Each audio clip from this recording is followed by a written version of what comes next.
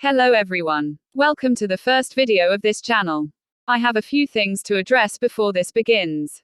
1. There are two owners of this account, one of will make mostly gacha videos and the other texting videos. 2. We will try our best to post but don't expect anything too great. 3. We both have our own separate channels but for now, I will not disclose them. 4. We will mostly do 𝙺𝚐𝚐 videos. 5. You can refer to me as Chumu and the other owner as Samu. Anyway, finally that's out the way. Sorry if there is any weird editing since I'm not quite good at technical things. Adding to this, I do not own or have made these characters. They are from the anime and manga series 𝙺𝚐𝚐. Along with the background music, I do not own. Full credit to the owners themselves. I've worked really hard on this video, so please if you find yourself enjoying please let me know and subscribe.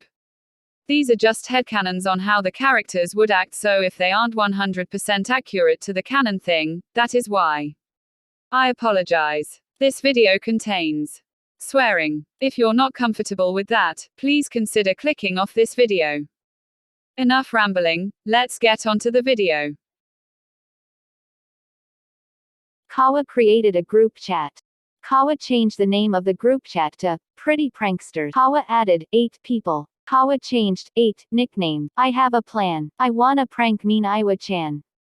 What did he do this time? Don't get him started. 𝙺𝚊𝚐𝚐𝚗 ignored me all day and refused cuddles. Catboy cat left. Pretty Setter 1.0 added Catboy cat. That's so mean. I remember Suki tried doing that, but he failed after like 2 hours. You should get him back. I'll gladly take 𝚤𝚐𝚐. No, I belong to 𝚤𝚐𝚐𝚗 only. Aw man. Sakusa has been an ass too recently. What about everyone else's boyfriends? Have they been bitches? If so, we need to get together and fight back. A riot. Kuro never spends time with me anymore. Him and Bakuto-san keep hanging out without actually thinking about it. Suki has been a little distant. Samu has been the same like normal. No. Even I can tell. There is something wrong with my shitty ass bro. Asahi's been a little distant recently too. Kags hit me on the back of the head. Domestic abuse. What about you, Refreshing-kun? Daichi has been fine recently. Shuga, what about the time yeah, he was so rude to you that night. Boyfriend problems 101. What did Sawa-san do? I will break his neck. No. It's fine honestly. So all of our boyfriends have been strange. No, 𝙺𝚐𝚐𝚗 is always mean to me. 𝙺𝚐𝚐𝚗 noises. He calls me shitty-kawa. That's like abuse. Yeah, we need to get back at them. Yes. But what if they didn't mean it? I don't wanna prank Suki. I guess it could be interesting. No, I'm going to go to sleep. That's a lie. Shut up, Kashi. I'll tell Bakuto-san you're being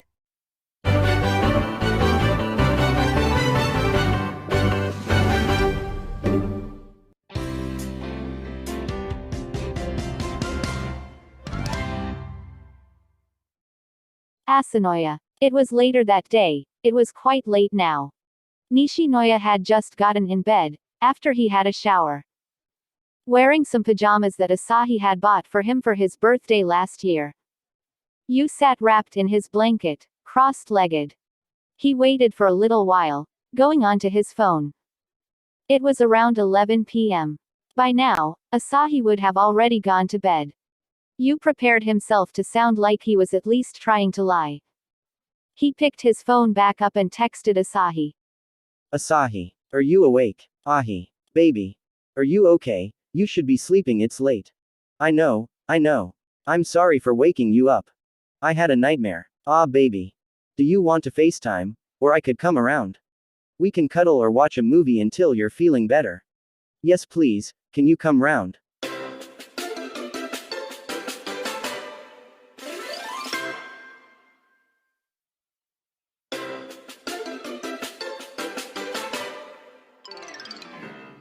Around 20 minutes later, there was a knock on Noya's front door.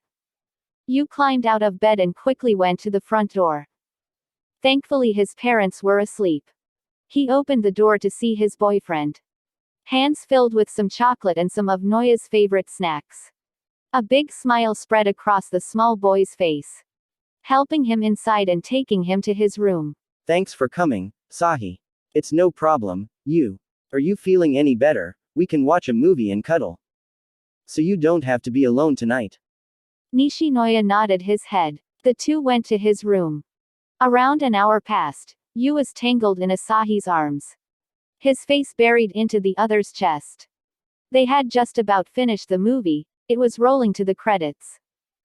Asahi had his fingers in Noya's hair as he stroked through his locks, holding the smaller boy close to him.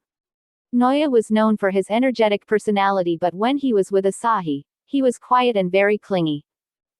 A few times in the past, this had happened, Noya waking up scared from a nightmare, so that was the reason Azumane came so quickly.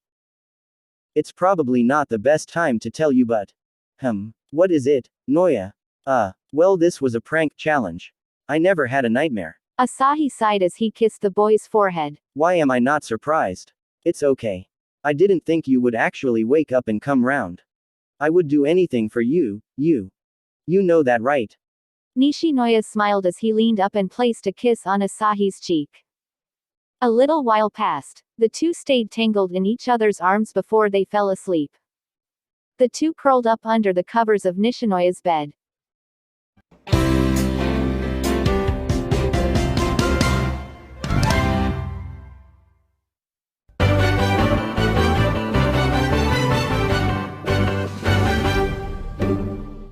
Agehina. It was a few days later. Hinata had completely forgotten the prank, until he was reminded when Nishinoya had shown Asahi's reaction. It was quite early in the evening, around 6 p.m. He had just gotten home from school after finishing their little training session after practice.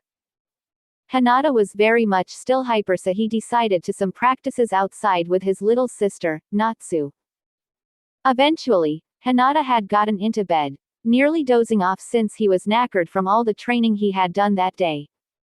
However, he practically forced himself awake, picking up his phone so he could try do the prank. Kageyama had fallen asleep already since he had trained so hard.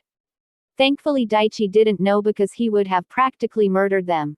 Kageyama, Tobio, Kageyama, wake up. From the constant pinging from his phone, Kageyama woke up, groaning as he picked his phone up, rubbing his eyes as he looked at who texted him. What do you need? It is late. Go to bed, dumbass.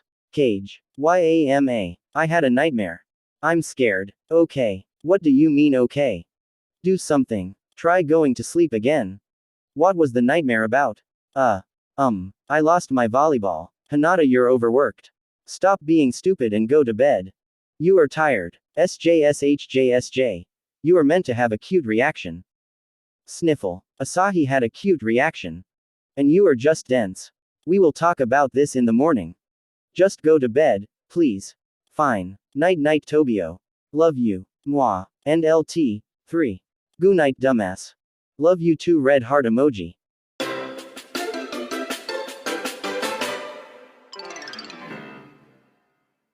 It was finally the next day. The two did the regular, racing each other to the sports hall before anyone had even arrived. I beat you. Take that. No, you didn't. I did. They argued for a while on who won. Like every other morning, Tanaka and Daichi had arrived. After being threatened by Tanaka, the two shut up and kept their mouths shut.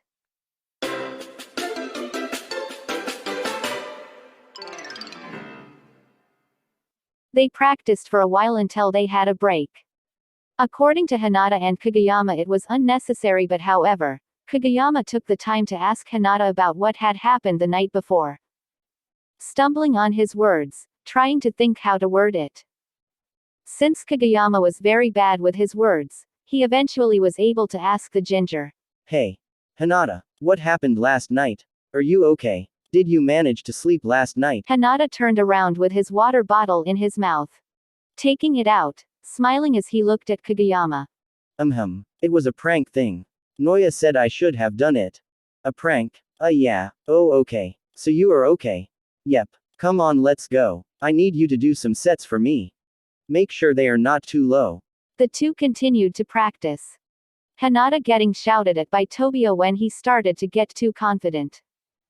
Even if the prank didn't go as Hinata wanted, the small male was grateful for Kageyama either way.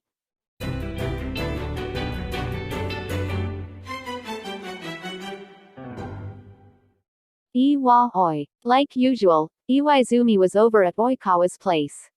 The two not doing anything out of the ordinary, just watching some television as they cuddled. Oikawa seemed to be much more tired than usual. When he was tired, he became clingy and sloppy in a way. He slipped his legs around the other's waist as he hummed quietly, his head nuzzling against Hajime's shoulder. Eventually Oikawa had fallen asleep. It wasn't unusual for him. He normally fell asleep quickly when it came to watching television or even being with Iwaizumi. Hajime kissed the boy's forehead before laying him down on the bed, sitting beside him and going on his phone, waiting for him to wake up. Staying somewhat a length away from the other so the light from his phone wouldn't wake Oikawa up. Soon enough, Hajime fell asleep too, cuddling Oikawa near him. Around an hour or so passed. Iwaizumi was facing the other way from him. Toru started to wake up, panting heavily, his body drenched with sweat. Practically screaming as he woke up, his night terrors had started to kick in. He didn't want to wake up Hajime, but he didn't want to be alone either. Oikawa could hear voices, seeming like they were getting louder, causing him to cover his ears. The shadows seemed to be closing in, enclosing the room. Pulling his knees to his chest to try focus on something else. His body trembling and the feeling of dizziness kept flooding in. Overwhelming feeling of panic rushing over his body. Toru wasn't able to control his breathing, taking sharp, short breaths. When this usually happened, when the phobia started to kick in, Hajime was normally there to calm him down, or his mom when he was a kid. Oikawa ever since he was little refused to sleep without someone with him. He hated the dark. Along with the night terrors, it made sleeping a difficult problem for him. He gently shook Iwaizumi's shoulder, noticing just how much his hands were shaking. He reached for the lamp to the side of the bed, turning it on. There was some light in the room which made it easier for Oikawa to breathe, but it still wasn't enough. He tried to wake up Hajime again. Iwa, wake up, please. Iwaizumi shifted a little but didn't wake up. Oikawa tried again, nudging his side a bit more. Iwaizumi, please. There was still nothing. Even the light from the lamp started to look like it was fading. Oikawa bit his lip to try stop the swelling of tears in his eyes, a whimper escaping through his parted lips. All of this was too much. The engulfing darkness and the shuffles of noises from the corners of the room. No matter the amount of times he told himself, he was safe in his home. He couldn't get rid of the feeling. Ever since he was a child it was a reoccurring thing. He thought if he tried to ask for help, it would make him weak. Toru thought if he did, he would be considered as annoying. The scratchy feeling at the back of his neck making it harder to breathe. He gripped tightly onto a pillow, as tears streamed down his face. Hajime, please. At long last, Iwaizumi finally woke up. His eyes widening as he realized what was happening. Oikawa was having a panic attack. Before he knew it, Toru had a pair of arms around him. At first he started to panic, but he calmed down when he realized it was Iwaizumi. He slumped his face into the crook of Iwaizumi's neck, slipping his legs around him as he cried. Hajime drew soft circles around the back of Oikawa's neck and trapezium to calm him down, knowing that usually did the trick. Getting up slowly from the bed, Oikawa's grip got tighter around him as they got up. The further away they got from the lamp, the more Toru started to freak out. Hajime turned the light on and turned his attention to Oikawa, going back to the bed and holding him tightly. It's okay. I've got you, Kawa. You're safe. No one if going to come get you. See, nothing is there. I'm sorry, I'm so sorry. I didn't. Shish. You don't have to apologize, I should have left the light on. I'm just glad you're safe. Do you want some water? Oikawa sniffled as he nodded. His throat was dry, so water was something he needed. They got up and went to the kitchen. It was still light out since the two fell asleep quite early from being tired from practice.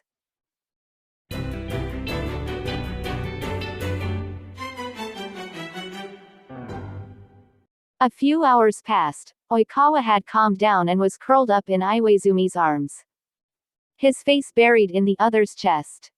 Iwaizumi held him close, gently running his fingers through his hair, comforting him. We should get some more sleep. We have a practice match tomorrow. Can you keep the light on? Of course, I'll leave it on. Oikawa smiled, saying their usual soppy, I love yous before they fell asleep.